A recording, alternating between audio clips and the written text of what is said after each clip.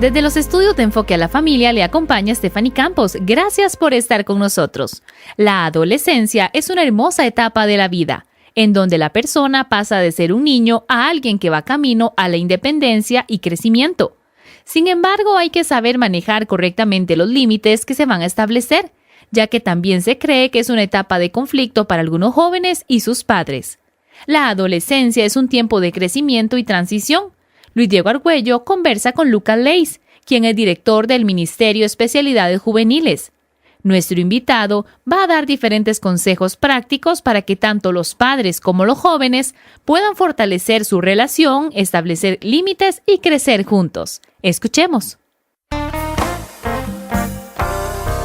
Gracias, es un gusto nuevamente saludarles. Hoy con la gratísima compañía de Lucas Leis. Como les decía, él es abogado y doctor en teología, graduado con honores de la Universidad de Fuller en California, antropólogo y experto en temas de adolescencia y juventud. Con ministerio propio también, Lucas, y impulsando liderazgo juvenil a lo largo de toda América y el mundo. Un gusto saludarte y bienvenido a este programa, Lucas. El gusto es mío, Luis Diego. Es un placer venir a compartir este rato contigo y hablar de las nuevas generaciones. Cuando hablamos de nuevas generaciones, pareciera que los adultos nos asustamos y los jóvenes también. Los adultos, porque es un tema como tabú. Mejor que ellos crezcan solos y que crezcan como sea o como puedan. Y los jóvenes, porque dicen, ¿quién sabe de qué van a hablar de mí o qué le van a decir a mis padres? Sí, suena a que va a venir un viejo a decirme qué tengo que hacer o qué tengo que dejar de hacer y no suena muy divertido ni convincente.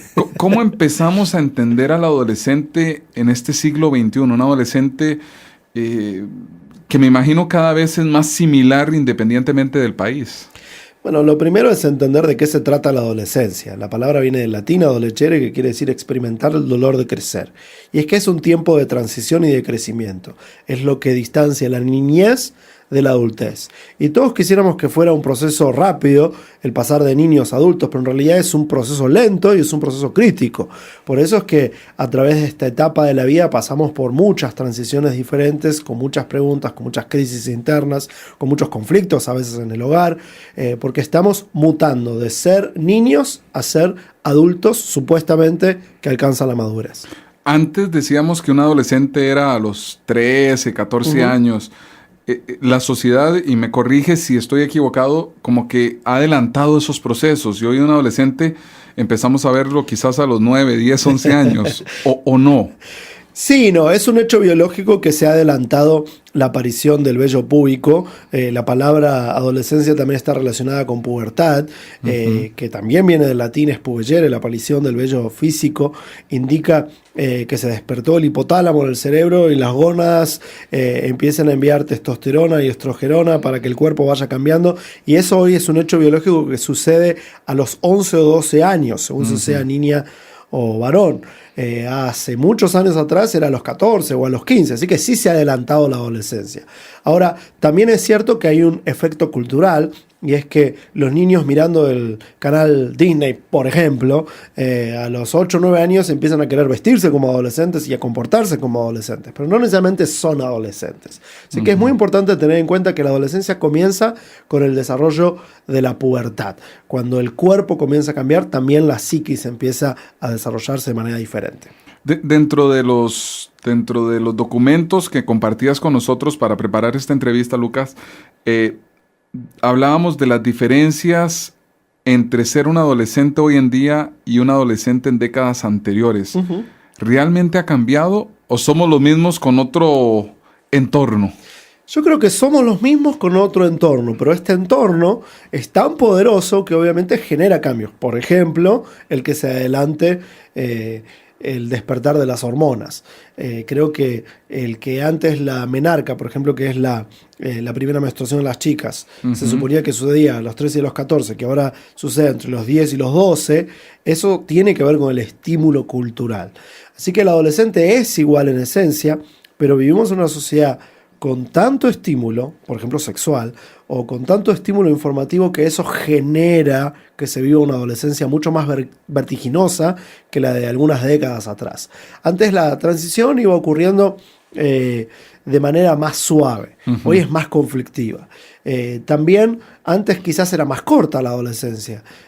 Para la época de mi papá, él me contaba cuando yo era chico que a los 14 años en Argentina, por primera vez se le dejaba a un adolescente usar pantalones largos, porque los niños se suponía que tenían que usar pantalones cortos. Había ritos que marcaban de manera muy tajante la diferencia entre ser niño y ahora que soy joven y después que llego a la adultez. Ahora no, es una transición mucho más lenta. De hecho, algunos sociólogos hablan de la adolescentización de la cultura y, por ejemplo, tenemos adultos de 35 años pero viviendo en contextos completamente adolescentes, sin haber definido su rumbo, su identidad, sin ganar independencia respecto de los padres. Así que la adolescencia es un tema complejo y creo que el entorno cultural del hoy hace que se haya dramatizado mucho más. Cuando hablamos de este entorno, y no puedo dejar pasar la oportunidad de preguntarte sobre la tecnología, el acceso al internet, a la televisión, lo que hablabas ahora. Existen los dos extremos, aquellos padres que quieren tener a sus hijos o hijas en una burbuja, es decir, que no tengan teléfono, que no tengan cuenta de Facebook, de correo, que no tengan acceso a la computadora. Y existe el otro extremo, el que a los 2 años, 3 años, 4 años ya tiene correo, teléfono, cuenta celular. En Facebook, celular. Sí. ¿Cómo entender cuál sería lo correcto si es que pudiéramos decir que hay algo correcto? Yo creo que en la paternidad no hay fórmulas mágicas, aunque sí hay parámetros. Un parámetro fundamental es la comunicación. Yo he escuchado muchas historias a lo largo de los años de padres muy rígidos que perdieron a sus hijos y de padres muy libertinarios que perdieron a sus hijos. Y al mismo tiempo de padres muy rígidos que ganaron a sus hijos y padres que daban mucha libertad a sus hijos que ganaron a sus hijos también. Creo que la clave no está en ser rígidos o dar muchas libertades, sino en una buena comunicación. Que los hijos tengan en claro que papá o mamá se interesan por mí. Claro que cuando uno va a la práctica, uno se da cuenta que el padre que ama disciplina. Eso lo dice aún la Biblia, ¿sí? El padre que ama disciplina. Así que el padre que ama, si bien da libertades, ayuda al adolescente a razonar por qué quiere hacer lo que quiere hacer y también está involucrado.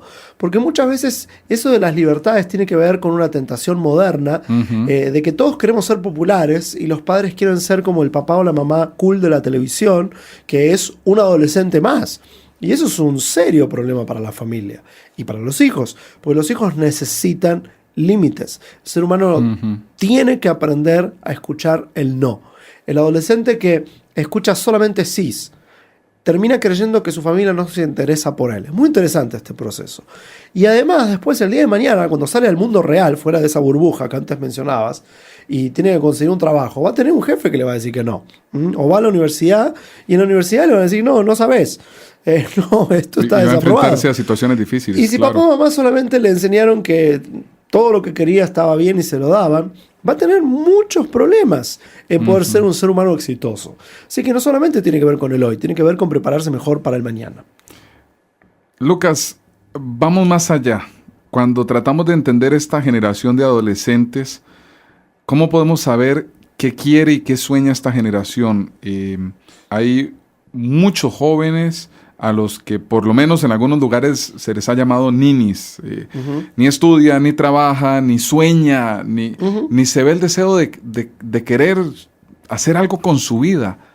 ¿Cómo podemos entender qué quiere y sueña esta generación? Bueno, te doy 2 respuestas. Número 1, te anticipo que esperar que los adolescentes se comuniquen, se expresen como adultos, siempre es un error que produce desánimo en la familia, en la escuela y para cualquier adulto que se involucre en la vida de los jóvenes.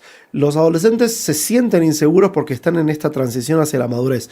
Así que, indudablemente, como consecuencia de esa inseguridad, sus expresiones no son tan firmes.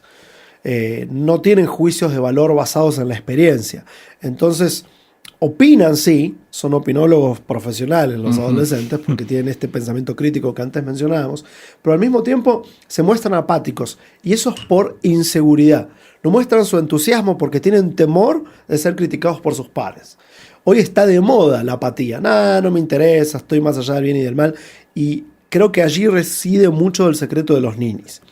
Al mismo tiempo que te digo esto, también creo que es un efecto de la sociedad de consumo. La sociedad de consumo, yo tuve la oportunidad de trabajar con jóvenes en Argentina, mi país de origen, en Buenos Aires, por muchos años, y después cuando me mudé a los Estados Unidos, de trabajar en California, con dos extremos situacionales. Por un lado, trabajé con jóvenes pobres y por el otro lado, con jóvenes de mucho dinero. Y me di cuenta que la misma sociedad de consumo producía dos efectos completamente diferentes en unos y otros. Los pobres, lo que se generaba en ello era violencia, porque la televisión les decía, esto que te vas a comprar le va a dar sentido a tu vida. Tu vida no tiene sentido hasta que no tengas esto, no tengas aquello, no tengas lo otro. Si querés estar si querés ser aceptado por tus amigos, si querés tener una rubia de ojos azules que te mira a los ojos y se enamora de ti, tienes que hacer esto, vestirte de determinada manera si quieres ser cool.